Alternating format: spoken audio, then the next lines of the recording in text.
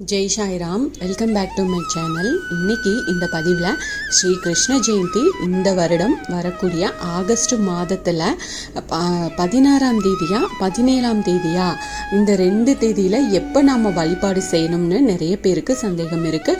வழிபாடு செய்ய சரியான நாள் எது, எப்படி வழிபாடு செய்யலாம், எப்போ செய்யலாம் அப்படின்றத பற்றி இதில் ஷேர் பண்ணுறேன்.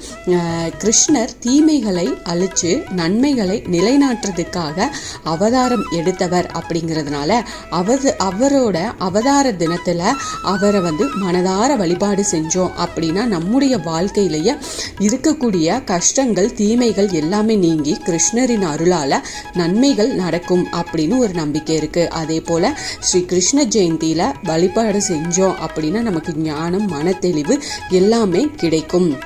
அப்படிப்பட்ட கிருஷ்ண ஜெயந்தியை எப்படி நாம் வழிபாடு செய்யலாம் அப்படின்றத பற்றி பார்க்கலாம். அதுக்கு முன்னாடி என்னோட சேனலுக்கு தொடர்ந்து சப்போர்ட் பண்ணுங்கள், லைக் பண்ணுங்கள், ஷேர் பண்ணுங்கள், கமெண்ட் பண்ணுங்கள், மறக்காமல் சப்ஸ்கிரைப் பண்ணுங்கள், பெல் ஐக்கானை கிளிக் பண்ணுங்கள். பகவான் கிருஷ்ணர் அவதரித்த நாளை தான் ஆண்டுதோறும் கிருஷ்ண ஜெயந்தி, கிருஷ்ண ஜென்மாஷ்டமி அப்படின்னு பல பேர்களில் நாம் கொண்டாடிட்டு வரோம். புராணங்களில் குறிப்பிட்டுள்ள குறிப்புகளின்படி கிருஷ்ணர் துவாபர யுகத்தில், அதாவது சுமார் 5000 ஆண்டுகளுக்கு முன்னாடி அவதரிச்சதாக சொல்லப்படுது. ஆவணி மாதம் தேய்பிறை அஷ்டமியும் ரோஹிணி நட்சத்திரமும் சேர்ந்து வரும் நாளில் கிருஷ்ணர் அவதாரம் செஞ்சதாக சொல்லப்படுது. கிருஷ்ணர் அவதரிச்ச பட்சம் அப்படின்றதுனால தேய்பிரை பட்சங்களை கிருஷ்ணபட்சம் அப்படின்னு சொல்கிறாங்க. கிருஷ்ண ஜெயந்தி அன்னைக்கு அவரின் குழந்தை பருவங்களை நினைவுபடுத்தும் விதமாக கண்ணனை குழந்தையாக பாவிச்சு வழிபாடுகள் செஞ்சிட்ருப்பாங்க. இந்த ஆண்டு ஆகஸ்ட் 16ஆம் தேதி சனிக்கிழமை கிருஷ்ண ஜெயந்தி கொண்டாடுறதுக்கு இருக்குது. இது ஆடி மாதத்தில் கடைசி நாளான ஆடி 31ஆம் தேதி அன்னைக்கு வருது. அதோட அன்றைய தினம் தேய்பிரை அஷ்டமி திதி இருந்தாலும் கார்த்திகை நட்சத்திரம் இருக்கு. அதனால இது முருகப்பெருமானுக்குரிய ஆடி கிருத்திகை நாளாகவும் இருக்கு. ஆகஸ்ட் 17ஆம் தேதி தான் கிருஷ்ணர் அவதரிச்ச ரோகிணி நட்சத்திரம் இருக்கு. ஆகஸ்ட் 16ஆம் தேதி அதிகாலையில் 1:41 மணிக்கு துவங்கி இரவு 11:13 வரைக்கும் அஷ்டமி திதி இருக்கு. ஆனா ஆகஸ்ட் 17ஆம் தேதி காலை 6:49 மணிக்கு தான் ரோகிணி நட்சத்திரம் துவங்குது.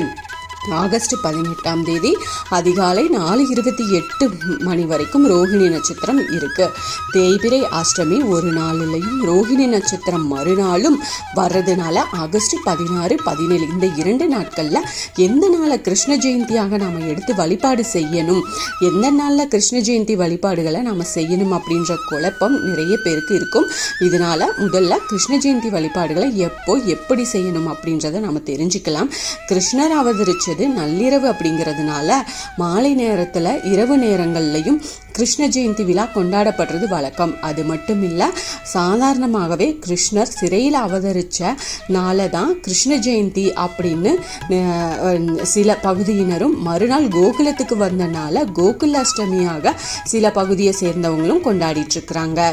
அந்த வகையில் பார்த்தோம் அப்படின்னா நம்ம ஆகஸ்ட் 16ஆம் தேதி ஸ்ரீ கிருஷ்ண ஜெயந்தியாகவும் 17ஆம் தேதி கோகுலத்துக்கு வந்த கோகுல அஷ்டமியாகவும் நம்ம கொண்டாடிக்கலாம். பொதுவாக அஷ்டமி திதியை மையமாக வச்சு தான் கிருஷ்ண ஜெயந்தியை பெரும்பாலானவங்க கொண்டாடுறது வழக்கம். அதனால தான் அஷ்டமி திதியை குறிப்பிட்டு கிருஷ்ண ஜெயந்தியை கிருஷ்ண ஜென்மாஷ்டமி அப்படின்னும் கோகுலாஷ்டமி அப்படின்னும் சொல்கிறோம். அதனால அஷ்டமி திதி வரும் நாளான ஆகஸ்ட் 16ஆம் தேதி அன்னைக்கு மாலை நேரத்தில் நீங்கள் ஸ்ரீ கிருஷ்ணரை, கண்ணனை வீட்டுக்கு அழைச்சி கிருஷ்ண ஜெயந்தி வழிபாட்டை நீங்கள் செஞ்சுக்கலாம். கோகுலத்துக்கு கிருஷ்ணர் வந்த நாளை தான் கொண்டாடும் வழக்கம் இருக்குது. அப்படிங்கிறவங்க ஆகஸ்ட் 17ஆம் தேதி ரோஹிணி நட்சத்திரம் வரும் நாளில் நீங்கள் கிருஷ்ணரை வரவேற்று நீங்கள் கிருஷ்ண ஜெயந்தி நீங்கள் கொண்டாடிக்கலாம். இந்த பதிவு உங்களுக்கு பயனுள்ள பதிவாக இருக்கும் அப்படின்னு நம்புகிறேன். உங்களுக்கு இருக்கிற சந்தேகம் எல்லாமே இந்த பதிவில் கிளியர் ஆகிருக்கும்னு நம்புகிறேன். இன்னும் ஏதாவது சந்தேகம் இருக்குது அப்படின்னா எனக்கு கமெண்ட்டில் கேளுங்க, நான் பதில் சொல்கிறேன். கண்டிப்பாக ரிப்ளை கொடுக்குறேன். என்னோட சேனலுக்கு தொடர்ந்து சப்போர்ட் பண்ணுங்கள், லைக் பண்ணுங்கள், ஷேர் பண்ணுங்கள், கமெண்ட் பண்ணுங்கள், மறக்காமல் சப்ஸ்கிரைப் பண்ணுங்கள், பெல் ஐக்கானை கிளிக் பண்ணுங்கள். இது போல் எனக்கு தெரிஞ்ச ஆன்மீக பதிவுகளை உங்ககிட்ட நான் ஷேர் பண்ணுறேன். Thank you friends. மீண்டும் அடுத்த பதிவில் சந்திப்போம்.